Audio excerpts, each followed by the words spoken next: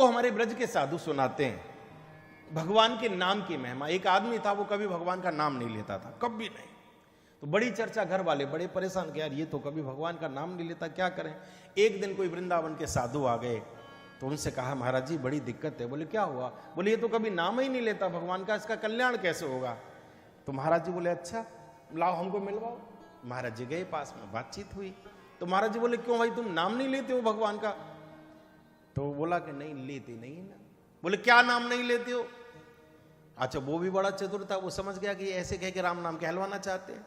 क्या नाम नहीं लेते हो? तो बोला वही नहीं लेते हैं जो तुम लेवाना चाह रहे हो।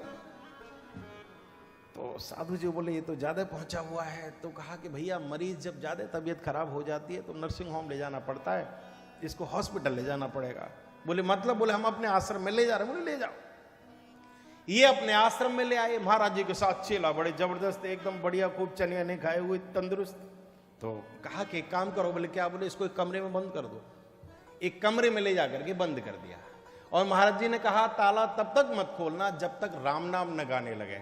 न इसको पानी देना एक बूंद भी, न भोजन देना, न प्रसादी देना, न कुछ देना। तब तक कुछ देना ही नहीं जब तक भगवान का नाम न गाए।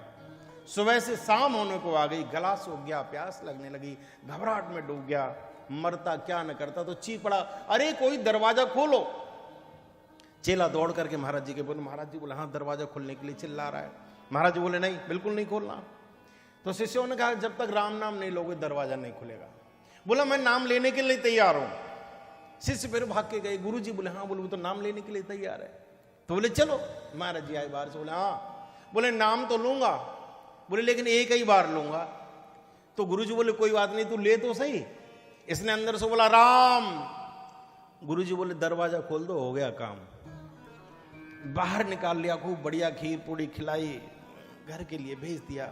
जिसका केवल एक नाम, जासु नाम सुमिरत एक बार, केवल एक बार नाम व्यक्ति ले ले तो भवसागर से पार हो जाता है।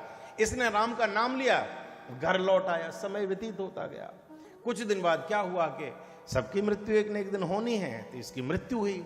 मृत्यु के बाद जब ये ऊपर पहुंचा तो इसका वो लेखा जोखा देखा गया। तो देखा कि अरे भाई ये तो बड़ा पापी है। ये मानवाह पाप कृतस्तु सर्वदा सदा दुराचार रता विमार्गा क्रोधाग्नि दग्धा कुटिलाश्च। अरे इसका पूरा जीवन निकल गया पाप करते करते, तो पापी है। कहां जाओगे? बोले नरक जाएगा सीधा। तो तब तक एक बोला कि बोले एक थोड़ा शुभ कृत्य किया है। बोले क्या? बोले एक बार भगवान का नाम लिया है इसने। तो कहा कि बताओ तुमने जीवन में एक बार राम नाम लिया है तो स्वर्ग जाना चाहोगे, पहले राम नाम का फल भोगना चाहोगे, या नरक जाना चाहते हो? तो इसने कहा ऐसा करो, नरक तो पूरी जीवन ही रहना है, राम नाम का जो फल है वो पहले दे दो, बाकी बाद में देखेंगे। तो कहा भाई ऐसा करो, इसको सीधे सीधे यहां से लेकर के जाओ, स्वर्ग पहुंचाओ। जैसे ही स्वर्ग ले जाने की बात की, ये बोला रुको। बोले हाँ। बोले ये कन्फर्म है कि राम नाम का फल स्वर्ग है? अब वो एकदम आश्चर्यचकित रह गए। बोले कैसी बातें करता है? बोले ये निश्चित है कि राम नाम लेने का फल स्वर्ग है। मुझे राम नाम का पहले फल बताओ क्या है। अगर राम नाम का फल स्वर्ग है तो मैं स्वर्ग जाऊंगा, अगर नहीं है तो कोई बात नहीं।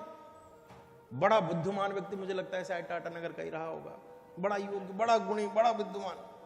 तो बुलाए यमराज जी, बुलाए, वो देखा देखी हुई। बोले राम नाम का फल क्या है? तो पूरा वो सब देखा। बोले राम नाम का फल स्वर्ग तो नहीं। तो ये बोला पागल समझ रखा है मुझे, मैं राम नाम का फल पहले जानना चाहता हूं, स्वर्ग नहीं, मुझे पहले फल बताओ।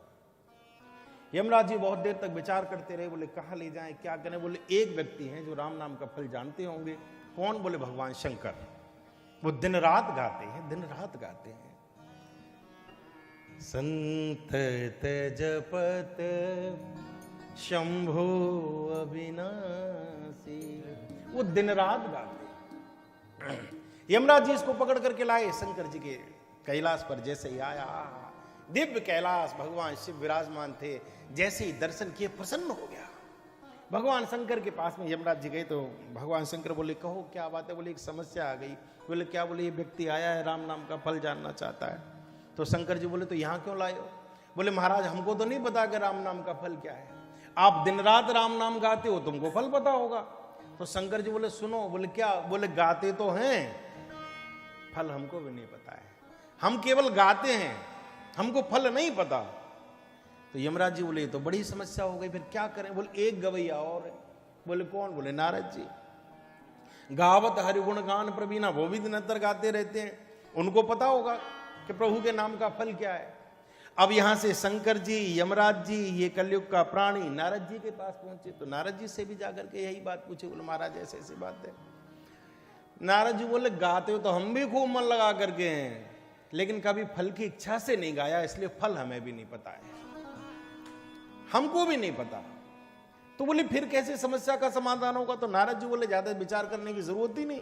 बोले क्या? बोले बड़े बूढ़ों में बहुत बुद्धिमान होते हैं, बड़े बूढ़े बड़ी बुद्धि होती है, ब्रह्मा जी के पास चलो, ब्रह्मा जी के पास चलते हैं, वो पूरी समस्या का समाधान कर देंगे। बोले चलो। अब यहां से शंकर जी, नारद जी, कलयुग का प्राणी और यमराज जी ये आगे ब्रह्मा जी के यहां। ब्रह्मा जी को पूरी समस्या सुनाई। तो ब्रह्मा जी ने पूरा लेखा जोखा, पूरे वो सब शास्त्र इत्यादि देखने के बाद बोले कि भैया भगवान के नाम का फल तो यहां पर भी नहीं पता है, हमको भी नहीं पता, फिर क्या करें?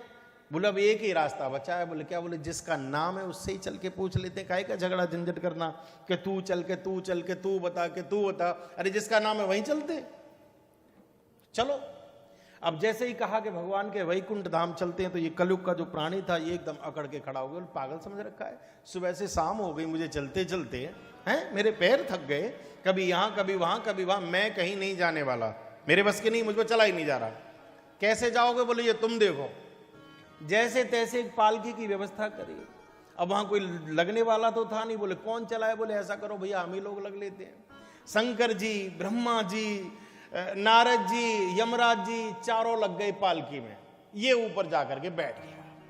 ये चारों पालकी जब लेकर के आ रहे थे, उसी समय पर भगवान विष्णु, आहा भगवती पराम्बा जगत जननी लक्ष्मी जी के पास बैठे हुए थे। प्रभु ने हर्ष उठे, जैसे भगवान ने देखा एकदम प्रसन्न होकर के प्रभु खड़े हो गए। लक्ष्मी जी बोली क्या हुआ? बोले अरे अद्भुत भक्त चला आ रहा है। बोले इसमें आपको उठने की क्या जरूरत? बोले उठने की जरूरत नहीं, दौड़ने की जरूरत है। बोले क्यों? बोले देख तमाशा क्या हो रहा है। एकदम भगवान दिव्य स्वागत करने के लिए आकर के खड़े हुए। पालकी आई, पालकी उतरी, भगवान ने स्वागत किया, भगवान के सामने सभी खड़े हुए। तो यमराज जी ने कहा महाराज एक समस्या अटक गई। बोले क्या? बोले इसने जीवन में एक बार राम जी का नाम लिया है और ये राम नाम का फल जानना चाहता है, आपके नाम की महिमा जानना चाहता है।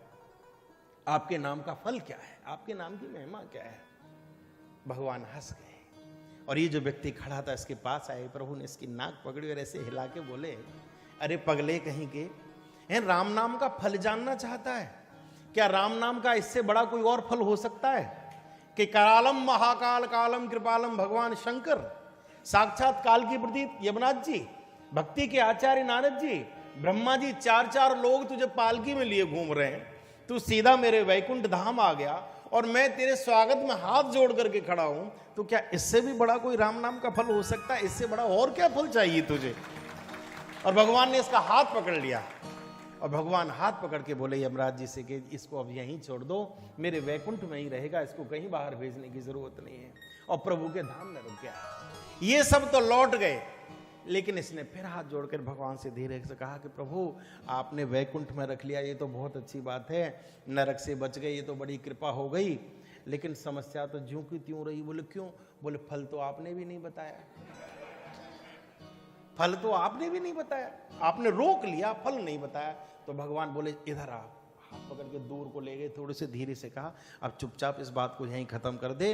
बोले राम न सकहि नाम गुण गाई, मेरे नाम की क्या महिमा ये तो मैं भी नहीं गा सकता, मैं भी नहीं बता सकता, इतनी बड़ी महिमा भगवान के नाम की।